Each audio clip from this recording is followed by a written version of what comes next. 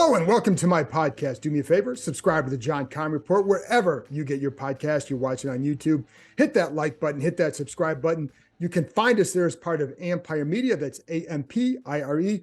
Always much appreciated when you tune in. Today, I'm joined by former Washington Redskins corner Fred Smoot, who does some analysis work for the team, pairs up with Logan Paulson a lot. They do a good job. Check them out wherever you can. And I wanted to bring Fred back on to talk about corner Emmanuel Forbes. As you know, and I had Fred Smoot on just a few weeks ago to talk about the defensive backs in this draft class. And they went out and got his guy, Forbes. They, of course, both went to Mississippi State. Fred loved him. He was the guy that he wanted Washington to get, and they got him. So I wanted to have Fred back on, not just to gloat about it or sing the praises of it, but just to analyze the pick, what it means. And also, so much has been made about Forbes' size at only 166 pounds. Smoot came into the NFL only a few pounds heavier. How did he compensate for his size? Why does he think that it won't be an issue for Forbes? And how he put on weight. And, he got to a point where there was too much weight that he put on. So you can't just go out and put 15 pounds on and think, oh, you're just going to now be stronger. It's got to be the right weight, and you got to play at the right weight for you.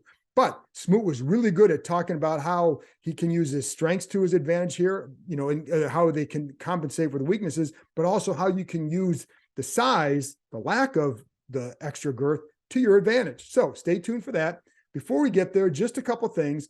As you know, on Friday, they cut, as we've been talking about this year, and I told you it was going to happen, they cut center Chase Roullier. They designated him a post-June 1st cut, which means they're going to save approximately $8.37 million on the cap this year. And so it's disappointing to see him go, but this was an expected move. Chase was a really solid guy, but it was a solid player here for them. But he had played only 10 games combined the last 2 years because of injuries. It's just hard to survive in the NFL, and it's hard to rely on a guy when you've had that kind of situation. They also went out and signed Nick Gates to be their starting center. Then they drafted Ricky Stromberg in the third round. They also have Tyler Larson. Now, at one point this offseason, it could have been that they would have asked Roullier to take a pay cut, but that ship sailed a while ago. And really all they were waiting for was for him to get healthy and to pass his physical, so that way they could make this move. So anyway, and he's not going to be coming back under some sort of lower deal. If you're Chase Roullier, you want to go somewhere where you can play, and that's not going to be here. So again, disappointing to see him go, but his cap number was high. They had to do something because you need to have healthy bodies at that position, and it was 2 years in a row where they had issues with the health. And so Gates, of course, was coming off his own injury, but he did come back last year for the Giants. But you now have Stromberg, a young guy that you can have as your future center. And then you also have another veteran there in Tyler Larson. So that's why they made the move. Andrew Norwell is still on the roster. I don't expect that to be the case for too long. He, of course, coming off a hip injury at the end of the season. So it's kind of the same deal. They're waiting for him to be healthy so that way they can then make a move. They have 80 guys on the roster right now. They'll get down to 79 after they release Norwell. They have 12 undrafted free agents. So can only be at 90, folks. Anyway, so that's where we're at right now with all that. And they do have the rookie minicamp coming up later this week. Also on ESPN.com, I have a story up now about, I told you the other day, and it's fine. It went up Saturday, not Thursday or Friday, like I thought it might. Went up Saturday about Sam Howell, why they are confident in Sam Howell, why they decided to ride with him and then Jacoby Brissett. Or only going after and going to get Jacoby Brissett and not being as aggressive as they were last offseason. And it's funny because one of the little nuggets I put in there was about how they had contacted Andrew Luck's people to see, does he have any interest in still playing? And clearly the answer was no, but it was all part of the due diligence. And they called every team that had a quarterback who might be available. So, anyway, but it's funny because somebody kind of made it a big deal about how they called Luck or called about Luck. And I put it out there last year in a couple different stories as a part of their due diligence and then their aggressiveness looking for a guy to play that position. Now they're going to ride with Howell, and I explain why they are hopeful that this kid can develop into something based on not just the Dallas game, but leading into that Dallas game, work that he had done, progress that they had seen. Anyway, check it all out, ESPN.com.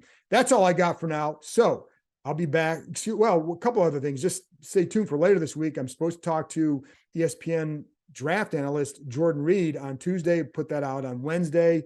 So pay attention to that. I've talked to a few other coaches about other players. And again, we have the rookie minicamp coming up later this week. So that's it for me. Here's my conversation with former Washington Redskins corner Fred Smoot. The adventure park is ziplining through the trees. It's climbing from platform to platform. It's even an axe throwing competition with your friends. But what the adventure park really is opportunity. Reconnecting with friends and family, accomplishing a challenge, and making lasting memories. So book your visit today and choose your own adventure. Well, Fred, I just told you off the air, I'm like, well, I don't want to bother Fred Smoot again. I just had him on a few weeks ago, but there was reason I had to have the Emmanuel Forbes captain back on the podcast. So what was your reaction? I mean, you've been touting him all off season. So what was your reaction when Washington picked Forbes? Man, I was ecstatic. I was ecstatic for him. I was happy for the team. And I was sometimes people in the draft process, it's not always let's find a reason to draft a player. It's more let's find a reason why not. Right. And I was with this kid. I was like, he's the best cornerback in the draft, but still he doesn't have the body like everybody else. Well, me and Santana talk about it all the time. We went through the same exact thing. Yeah. We went like when they cannot, and I told him this, when they cannot poke holes in your game, they'll poke holes in your frame. So don't worry about that. You survived in the SEC at 170, you will survive here. All right. That makes you the oddity that you are. Like I tell everybody all the time, have you ever went outside and tried to throw a feather? It don't matter how strong your arm is, you cannot throw a feather. Well, it's simply like that with football players that's light. Like it's going to be hard for people to cut him and put him on the ground and him to stay there. Like everything comes with an advantage, and his advantage is his body type. You know, it's funny you say that because I would tell my kids they were not like, I had one son who was a basketball player and he was only be about 5'10" or so. And he was younger. I said, use your size to your advantage. In other words, you're at you're lower, get low and bother them because you're lower. So use whatever your disadvantage, use it to your advantage. So it seems like with him and just watching him, and back me up or tell me what you think, when I would watch him, whether against the runner and the screen game, his speed beats guys to the point of attack. Yes, very similar to myself. Like you could not run screen and you think you're just going to sweep it to my side. Because when people see us on film, they say, all right, well, let's run at the skinny corner and see can he tackle. Yes, he can tackle. And that's the thing about it. It's a difference between a hitter and a tackler. A tackler gets people on the ground. Like Greg Williams told me, you're a tackler. Get people on the ground. I don't care how you go about doing it. And he has those attributes, and they only come because he is that slender. Very similar to, how should I say, a Kevin Durant, where he uses his length, his size, and the reach to really hurt people. Like, and this kid gonna do the same. And that's what I was gonna ask you, because how much did you weigh when you came out? 175. I was 2 pounds bigger than him. I was literally 2 pounds bigger than him. And he's very similar to me. Well, we don't get injured. He missed no games in the SEC. I missed no games in the SEC. And everybody thinks because of a certain body type, guys will stay healthy. You know, like I know, guys get hurt in the NFL, and it doesn't matter what. No. Like Sean Springs gets off the bus looking like Thor, and I get off the bus looking like David Chappelle. I'm never hurt. Like, so it's at the end of the day, I think it's what comes with your body type. And when you rubbery like that and got a thick bone structure like me and him have, you don't really get hurt a lot. Could you give Chappelle a run for his money on stage? You know what? I just learned from Chappelle. That's all. Okay, but I like it's that's why I like having you on, because you go into Chappelle, and like Chappelle is hilarious on stage, and Yeah. you made guys laugh on the sidelines. So there you go. Yeah, most definitely, man. And you know what? It's also the game inside the game that I love about Emmanuel Forbes. He learned what we usually learn in the pros, and that this my squabble is not with the wide receiver. My squabble is with the offensive coordinator and the quarterback. He understands how to play through the quarterback, through the offensive coordinator. His picks are not, how should I say, fluky.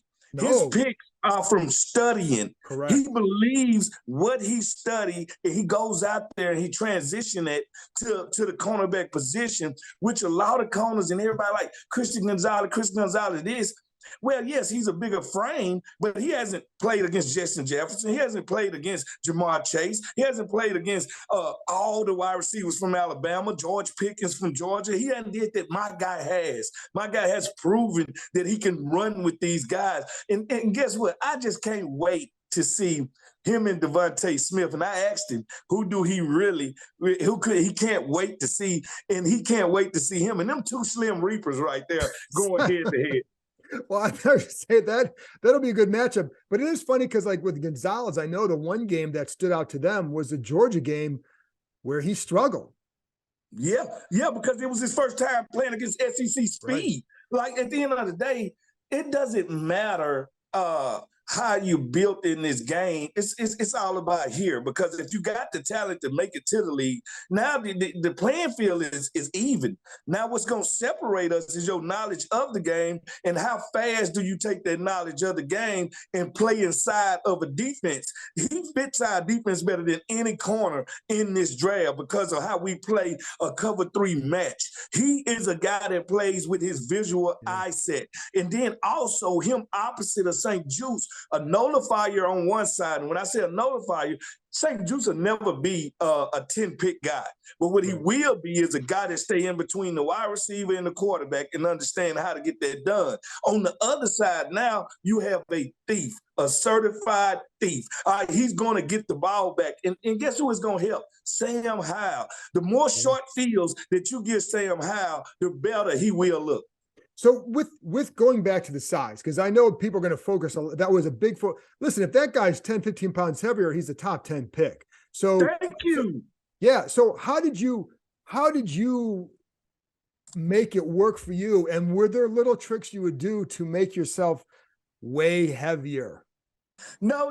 I told him. I heard you would put stuff in my pants. I would put weights in my pants. I remember the first weigh-in, and I literally walked in there, and the trainer was like, "Boy, I see them weights in your pants. What are you doing?" And he was like, "Don't you worry about your weight. Your weight didn't get you here. Your skill got you here. Your talent got you here." So that was the first time it was like mentally like told me, it's not about how big you are. Like, yeah, when I'm in the locker room with the rest of the guys and they walking around all buff, yeah, I'm kind of looking at them and I'm different, but it doesn't matter at the end of the game. Can you play football or can you not play football? And with this kid, it's not going, don't worry about the weights. And notice this. When you get to the league, you start to eat better. The food is better. Right. Everything is better. So steaks and weights, that's all it's going to take. And the one thing you don't want to do, Keim, is you don't want him to gain a lot of weight that he slows down. You don't want to take his game away from him. I was going to ask you that too. And because you got up to over 190, correct?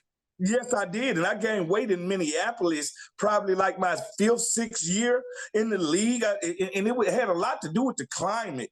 The climate literally thickened my blood up. And I could, for the first time, put on weight, and I didn't like it. I did not enjoy it. I didn't feel good. And and the first thing I did was try to trim back down. So at the end of the day, you are who you are in this game, and weight has nothing to do with it. Right. And that's why I wanted to have you on, because since you were that size, I don't want to harp on the weight, but you kind of want to educate people on what it was like for a smaller corner and how you can overcome that particular I guess concern or whatever. So what little things would you do as a corner to lessen that, to make it not a weakness? Well, here's a good thing too. It becomes a strength. Like when I had to play against Keyshawn, a Plexico, a Randy, a T.O., the bigger receivers, they can't push you off of them because, like I said, it's hard to throw a feather. Like they can't. Like I could lean on them when other guys couldn't lean on them. I could put my hands on them. I could touch them. I could do things that other guys couldn't do because I was so slender. But it also allows me to slide through cracks in the run game. It allows me to literally be the quickest guy on the field. And like I said, it was hard to cut me. It's hard to literally cut me and put me on the ground. So everything comes with its upside. Now, the thing he's going to have to do, what I had to do, is get stronger at the attack. Now, what we do have going for us is when you try to block us, we have very long arms. Very long arms keeps you away from my body. So I don't need the strength. I don't need to be able to bench 225 10 times. Right. I need to keep you away from me long enough so I can get you off of me so I can go make the play. So with everything comes an advantage. And I think that's just like with guys like Rock Cartwright, the shorter running backs. Yeah. The reason they're so dangerous to us is because we don't see them until it's too late. They get behind the offensive lineman, and now I can't see Darren Sproles. And then Darren Sproles pops up, and then I try to put Darren Sproles on the ground. How am I going to put him on the ground when he's already on the ground? He's 5'5". So it's one of them things where your size becomes a weapon. Right. No, and that's why I say use whatever you have to your advantage and find a way to make it an advantage for you. What about you go back and you bring up some of the picks, and the Kentucky one is one that Eric Stokes brought up in the press conference. And I had Darcel McBath on the podcast a couple of days ago talking about that play, that Kentucky play, but it was all born from study throughout the week. And they run that play, a similar look in a 2-point conversion play I don't know, it was earlier that year or something like that. It wasn't a guess. But how impressive is a corner when you watch that play? How impressive was it to you knowing what goes into it? That's when I knew he was special. All right? That's when I knew he was different. That's when I said, this kid is studying. And not only is he studying, he's trusting what he sees. Mm-hmm. I see some guys hesitate. If you notice in that play with no hesitation, well, it was a smooth transition. And he shows you when he gets the ball in his hand, he's offensive. Yeah. Like we got a saying at Mississippi State, offensive players can't tackle. That's the reason they play offense. And he pushed that to the point. Like when he understands something, he just goes. And that's what I do like. And that's what I think the pro coach is going to love about it. Because if you got a player that plays cerebral already before you get him, now a coach can't wait to teach you the next level things. And now you become an easy coach. Like the one thing Coach Schottenheimer always said to me is, you are very easy to coach because I'm a nerd for the game. I'm very much in tune with everything. I know every play. I know every player's stats. I know their good points, their bad points. And that helped me check a David Boston. That helped me check a Ike Hilliard. That helped me understand what are they trying, how they are going to attack me. People couldn't beat me deep. Like like if you notice and you go in my history, I don't really give up a lot of deep passes. No. Well, guess what? Like Coach said, they're going to run comebacks on you. Comebacks is what you're going to have to major in. So at the end of the day, it's learning not only what offenses like to do, but how they want to attack you specifically, especially when you're playing on the opposite side of a different corner. I had Champ Bailey, I had Sean Springs, I had Antoine Winfield, I had D'Angelo Hall, I had Carlos Rogers. I played with some of the best in the game. Yeah. And when you know this, you got to understand what habits am I showing and what habits do they want to continue to attack me with. Hey, what'd you think of Quan Martin? I like Quan Martin, and the more and more I watch him, first of all, I'm going to be honest. I always pick every year, I pick a defensive backfield that I say this is the best in college football. For the last couple of years, it was Defro in Cincinnati, and that group, I love with Sauce Gardner. And now this year was this group. And I realized why I liked them because one, they was coached by Lovie Smith. All right. Not only were they coached by Lovie Smith, you could tell all of them are used to playing pro-style defenses. Also, they all show the ability to do a little bit of everything. Yeah. And see, what people don't understand about Quan, everybody looking at him as a corner, they need to start to look at him as that more of a honey badger type of dude, Yeah. more of a whatever we need you to do. I can play inside, I can play outside, I can play free safety, I can play strong safety, I can play big nickel, I can do anything. He is that guy that can do a little bit of everything, and he's physical at the point of attack. And that's what you want in the run from a guy that's going to play nickel. You have to be a part of that run front, and that's where I think he's going to excel. And people really going to fall in love with it. So one of the things I liked watching Illinois last year was their ability to disguise coverages.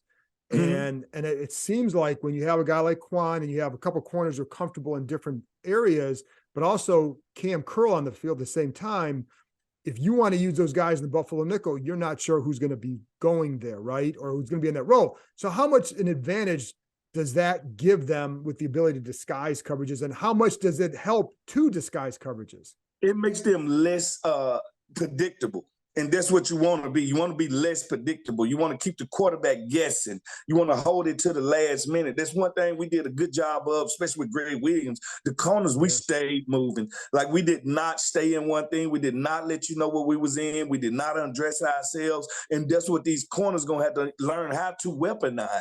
You got to weaponize coverage views. You cannot let that quarterback know where to go with the ball. And I think that's what he would really benefit from playing an approach style defense. Is he would be ready to do that from day one. And I think that's why they took him so early and didn't want to let nobody else get him, because he is ready to come in. He is ready to play because he has been in those type of things. But, it's everything. Because if you go out there with a Peyton Manning, Tom Brady, some of these guys, and you let them know where to go with the ball early, they will stretch you apart. And they'll slowly do it with 1,000 paper cuts. So at the end of the day, you cannot do that with special. And you got to realize, Keim, the one thing we haven't done, as good as this D-line is and always been, we haven't, how should I say, sort the roll oaks of it. We haven't benefited from it. We haven't turned the ball over. We haven't dominated as a defense. And that's because the front end and the back end was never attached. All right, now you get to attach the front end and the back end with threats. The threats of taking the ball away. Now we're playing offensive ball. And once you play an offensive ball on defense, it changes everything about how the defensive coordinator calls it. Because as a cornerback, if the score is 3-3, I'm more prone to be safe in what I jump. I'm more prone to be breakup mode. I want to break up passes instead of break on balls and make plays. And when you do get a lead and when you can play in front of the chains and get thirds and longs, now we start to jump routes. Now we start to make plays. Now we know if I make a mistake, it ain't gonna ruin the whole game for the team. So that's when the players start to play inside of the football game. What would you tell Emmanuel to say, hey, listen, they're going to try to attack you by doing this? What would you tell him?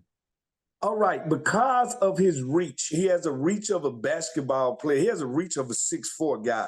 So throwing fade routes endless, don't do it on him. Like, people are not going to throw, so they're going to try to body you. They're going to try to play basketball with you. They're going to try to post you up. They're going to try to push you off. And all I would tell him is stay sticky. Stay sticky. Learn the old pros moves. All right? When you push me, I grab you. All right? When you lean on me, I lean on you. So it's these things that he'll learn from a Terry McLaurin. Like, this is the greatest thing that's going to happen to him. The wide receiver group that he's going to go against at practice is going to get him ready for everybody.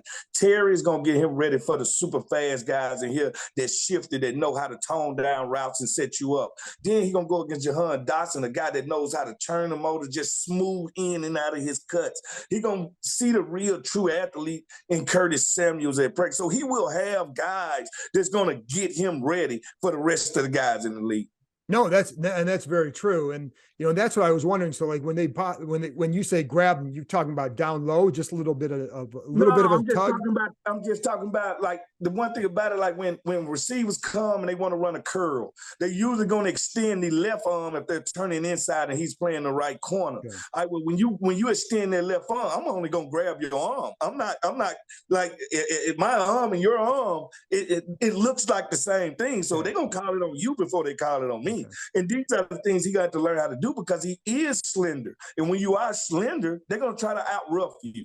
And when they try to out-rough you, you got to out-skill them. There you go. And so what was your reaction? Did you jump? Did you cheer? Like when they picked him? I went crazy. The team actually has my reaction on recording. That's right. I did see. That's right. I forgot about that. I did see that night. Yes.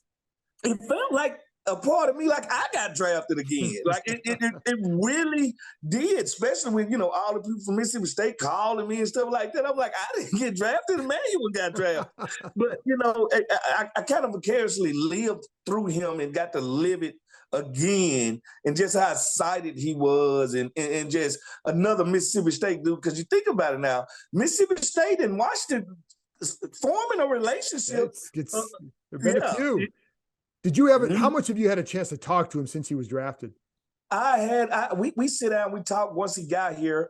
We got out and talk. I talked to his mom, I talked to his sister, and we just chopped it up, and I just let him know I'm here for him, you know, no matter what, you know, whatever he needs from me, I got him, and I'll be that guiding hand for him, long as he's playing the game, you know.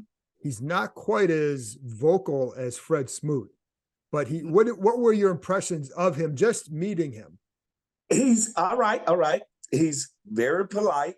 Yeah. He's very quiet. So he's a country boy. Don't get it twisted. He's a country boy. And but he got a Jekyll and Mr. Hyde thing going on. He's very quiet off the field, studious. But on the field, he turns into a dog. And that's appropriate for what it is. Like he said, that's when I can let go of all my frustration. That's when I can be who I want to be. All right. So I think it's a switch that he turns on. And I think it comes from being a competitor. Like, he's truly a competitor because, like me, he's heard all his life, you cannot do it because you are too skinny or you are too this or too that. So that's an uphill battle. He's going to have to go on his whole life defending off. Yes, I might be skinny, but I do belong. So if you could just give him some of your Fred Smoot phrases or anything like that, as a reporter, as a media guy, I would appreciate it because that would make it even more fun. So it's always fun. But Fred, you're the best. Thanks a lot, man. Anytime, Keim.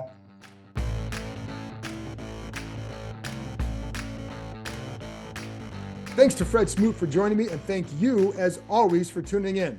I'll be back with another episode. The podcast will come out Tuesday night, video Wednesday morning, with ESPN draft analyst Jordan Reed.